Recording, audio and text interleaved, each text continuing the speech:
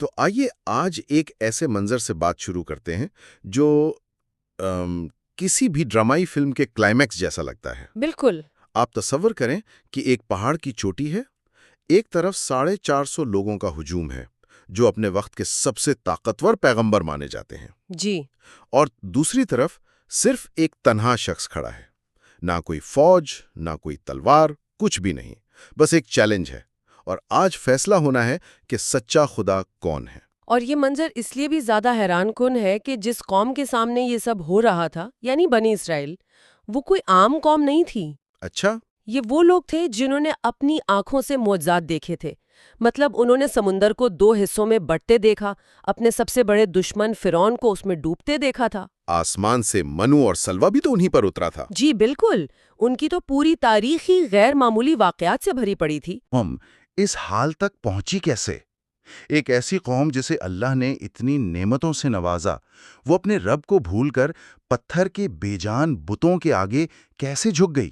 یہی تو سب سے اہم نکتہ ہے، کیونکہ جب نعمتیں اور معجزات بھی ایک معمول بن جائے نا، تو انسان اکثر بھولنے لگتا ہے کہ یہ سب دینے والا کون ہے۔ تو وقت کے ساتھ ساتھ ان کی زندگی سے توحید کا تصور مٹتا چلا گیا اور اس کی جگہ شرک نے لے لی۔ اللہ کی عبادت گاہیں ویران ہونے لگیں اور بتوں کے عالیشان مندر بننے لگے۔ تو آئیے اس ماحول کو ذرا اور گہرائی میں سمجھتے ہیں۔ جس بت کے گرد ان کی پوری زندگی گھوم رہی تھی، اس کا نام تھا بیل۔ جی، یہ ایک پتھر کا مجسمہ تھا جسے وہ کیا سمجھتے تھے؟ بارش کا دیوتا؟ بارش، زراعت، خوشحالی، سب کچھ۔ ان کا عقیدہ تھا کہ اگر بیل خوش ہے تو آسمان سے بارش ہوگی، کھیتوں میں فصلیں آئیں گی اور ان کے گھر دولت سے بھر جائیں گے۔ اچھا، تو یہ صرف چند لوگوں کا وہم نہیں تھا؟ نہیں، بالکل نہیں۔ اس گمراہی کو پوری ریاستی سرپرستی حاصل تھی۔ یہ سمجھنا بہت ضروری ہے کہ یہ صرف ایک مذہبی بحران نہیں تھا، یہ ایک سیاسی اور ثقافتی بحران بھی تھا۔ سیاسی بحران کیسے؟ دیکھیں، اس وقت کا جو بادشاہ تھا اخیاب، وہ خود ایک بت پرست تھا، اور اس کی ملکہ ایزبل، یہ نام تو میں نے سنا ہے۔ جی، وہ پڑوسی ملک کی شہزادی تھی اور وہ اپنے ساتھ بال کی عبادت کا پورا کلچر لے کر آئی تھی۔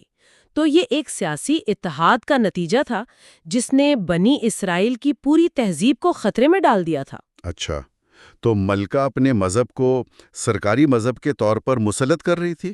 بالکل، وہ اللہ کے سچے نبیوں کو چن چن کر قتل کروا رہی تھی، اور بال کے ان 450 جھوٹے پیغمبروں کو شاہی مہمان کا درجہ دیتی تھی۔ شاہی مہمان؟ جی، انہیں شاہی محل سے کھانا ملتا، ہر طرح کی مراعات حاصل تھیں، اور ان کا کام تھا کہ عوام میں بال کی عظمت کے قصیدے پڑھیں اور لوگوں کو گمراہ کریں۔ تو اس دور میں اللہ کا نام لینا ایک جرم بن چکا تھا۔ ایک سنگین جرم، اور بیل کی پوجا کرنا قانون کی حیثیت اختیار کر چکا تھا۔ اسی گھٹا ٹوپ اندھیرے میں اللہ نے روشنی کی ایک کرن بھیجی، حضرت الیاس علیہ السلام۔ جی، وہ کوئی لشکر لے کر نہیں آئے، اکیلے سیدھے بادشاہ اخیاب کے دربار میں پہنچ گئے اور اسے للکارا۔ انہوں نے کہا، اے بادشاہ، تو اللہ کو چھوڑ کر بیل کی پوجا کر رہا ہے؟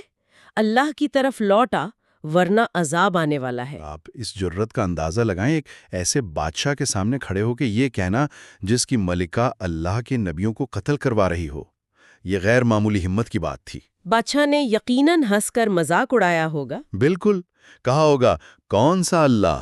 میرا رب تو بیل ہے، وہی بارش دیتا ہے، تمہارا اللہ کیا کر سکتا ہے؟ اور یہیں سے اصل کہانی شروع ہوتی ہے۔ حضرت الیاس کا جواب صرف ایک دعویٰ نہیں تھا، بلکہ ایک چیلنج تھا۔ انہوں نے کہا، اچھا، اگر تیرا رب بیل ہے تو اب تو دیکھے گا کہ وہ کتنا بے بس ہے۔ میں اللہ کے نام پر اعلان کرتا ہوں کہ آج کے بعد اس سرزمین پر نہ بارش کا ایک قطرہ گرے گا اور نہ ہی اوس پڑے گی، جب تک میں اپنے رب سے دعا نہ کروں۔ اور یہاں جو بات سب سے دلچسپ ہے وہ یہ کہ یہ چیلنج کتنا ٹارگیٹڈ تھا۔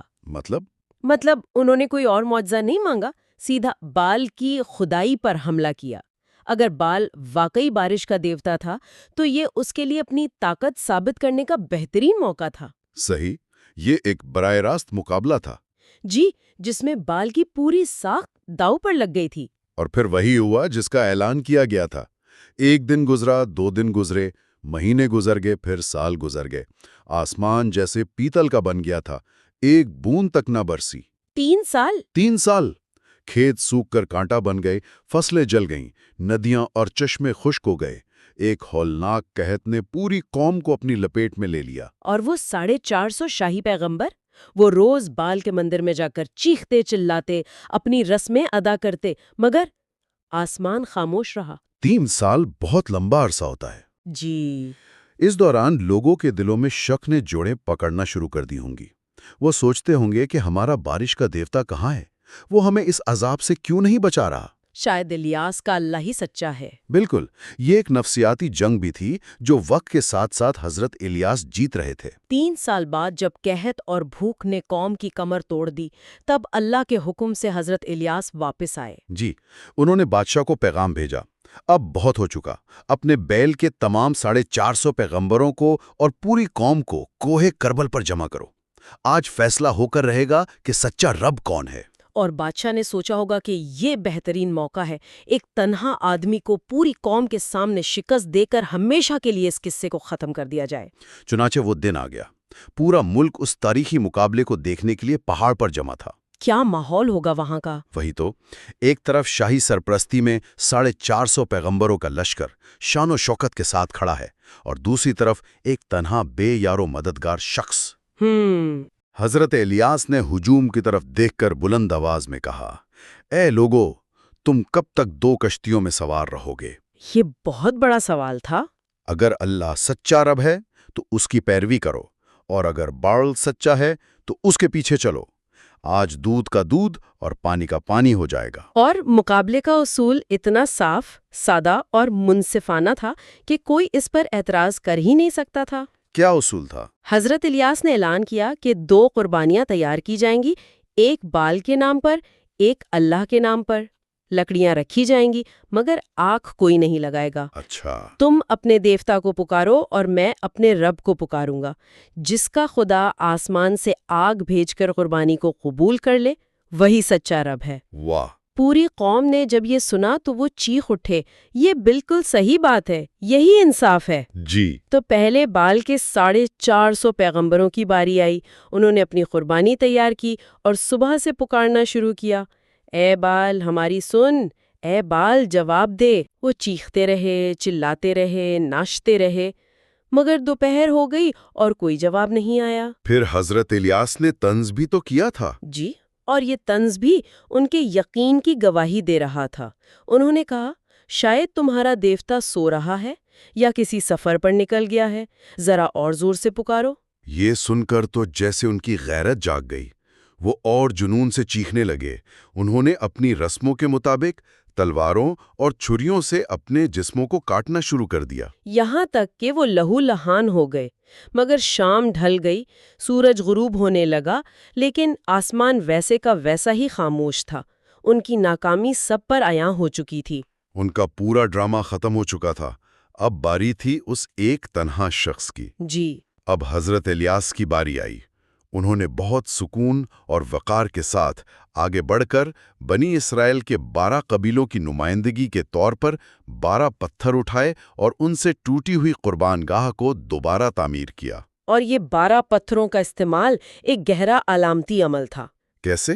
دیکھیے، اس وقت بنی اسرائیل کی سلطنت سیاسی طور پر 2 حصوں میں بٹی ہوئی تھی، لیکن 12 پتھروں سے قربانگاہ بنا کر حضرت الیاس یہ پیغام دے رہے تھے کہ سیاسی تقسیم کے باوجود تم سب ایک قوم ہو اور تمہارا خدا بھی ایک ہے۔ اچھا، تو وہ علامتی طور پر ایک بکھری ہوئی قوم کو دوبارہ جوڑ رہے تھے۔ جی بالکل۔ قربانگاہ بنانے کے بعد انہوں نے قربانی رکھی، لکڑیاں سجائیں اور پھر ایک ایسا کام کیا جس نے وہاں موجود ہر شخص کو حیرت میں ڈال دیا۔ انہوں نے حکم دیا کہ پانی کے 4 بڑے مٹکے بھر کر لاؤ اور اس قربانی اور لکڑیوں پر ڈال دو۔ 1 منٹ، یہ بات کچھ سمجھ نہیں آئی۔ 3 سال سے قحط ہے، پانی سونے سے بھی زیادہ قیمتی ہے، اور وہ اسے اس طرح ضائع کرنے کا حکم دے رہے ہیں؟ جی، اس کے پیچھے کیا حکمت تھی؟ یہ اس پورے واقعے کا سب سے شاندار نقطہ ہے۔ یہ کوئی عام حکم نہیں تھا، یہ ایک ماسٹر سٹروک تھا۔ اچھا؟ انہوں نے یہ کام ایک بار نہیں بلکہ 3 بار دہرایا، یہاں تک کہ قربانی اور لکڑیاں مکمل طور پر شرابور ہو گئیں، اور قربان گاہ کے ارد گرد کھودی گئی خائی بھی پانی سے لبالب بھر گئی۔ تو اس سے کیا ثابت کرنا چاہ رہے تھے وہ؟ ایسا کر کے انہوں نے کسی بھی قسم کی شبدہ بازی یا انسانی چالاکی کے امکان کو صفر کر دیا۔ کوئی یہ نہیں کہہ سکتا تھا کہ لکڑیوں میں آگ چھپی ہوئی تھی یا کوئی کیمیکل استعمال کیا گیا تھا۔ صحیح۔ انہوں نے معاملے کو انسانی طاقت کے لیے مکمل طور پر ناممکن بنا دیا تاکہ جو کچھ بھی ہو وہ خالصتاً ایک خدائی معجزہ ہو۔ یعنی انہوں نے چیلنج کو خود اپنے لیے اور بھی مشکل بنا دیا۔